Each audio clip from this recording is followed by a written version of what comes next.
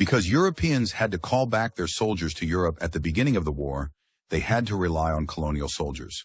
These includes the West African Frontier Force, WAF, King's Africa Rifle, KAR, Force Publique, FP, Senegalese Tirailleurs, and Schutztruppe. They serve in various theaters of the war in Africa. Meanwhile, the Senegalese Tirailleurs, in a force called the Congolese Volunteer Corps Service, extended beyond Africa. Firstly, it's important to note that talking about Senegalese Tirailleurs, they consist of African soldiers from various French colonies, and they are not limited to people from Senegal alone, although most of them came from Senegal.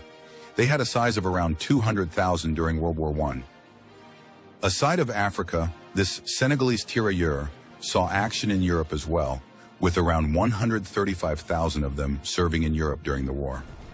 They fought with distinction in France during the Battle of Flanders in late 1914, at the Battle of Verdun, in the recapture of Fort de Douaumont in October 1916, during the Battle of Chemin des Dames in April 1917, and at the Battle of Reims in 1918. Losses were particularly heavy in Flanders, with an estimate of 3,200 to 4,800 deaths, and Chemin des Dames 7,000 out of 15,500 who engaged. 7 battalions also saw action in Dardanelles, Turkey, and then Macedonia. There was a practice called hivernage.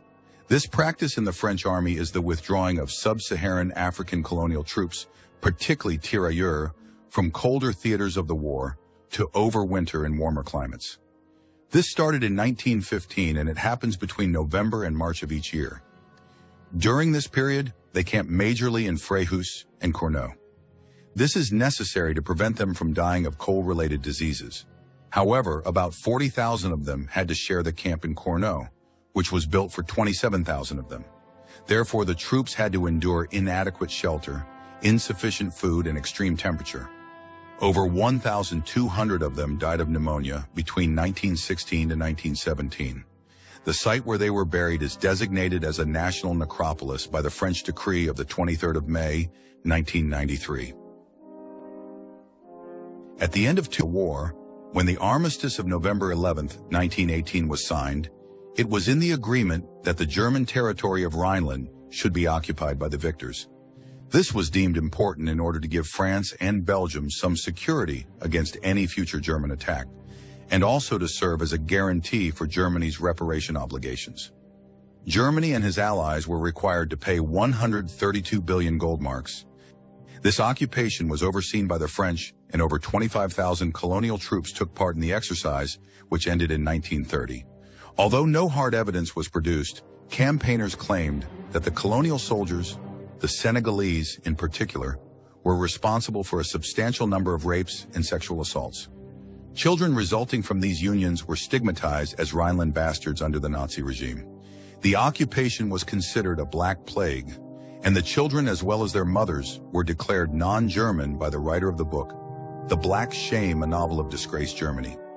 Aside from the Rhinelands, there were other black mixed population between 20,000 to 25,000 who were results of affairs between German officers who served in German colonies in Africa and in the Melanesia, and the women of the colonies they served in. When they lost the colonies, they had to return with some of their families, while some others, their families came looking for them. In 1933, under law for the prevention of hereditarily diseased offspring, a special commission was tasked with preventing procreation and reproduction by Rhineland bastards. Some 800 children of mixed parentage were arrested and sterilized as a result of this.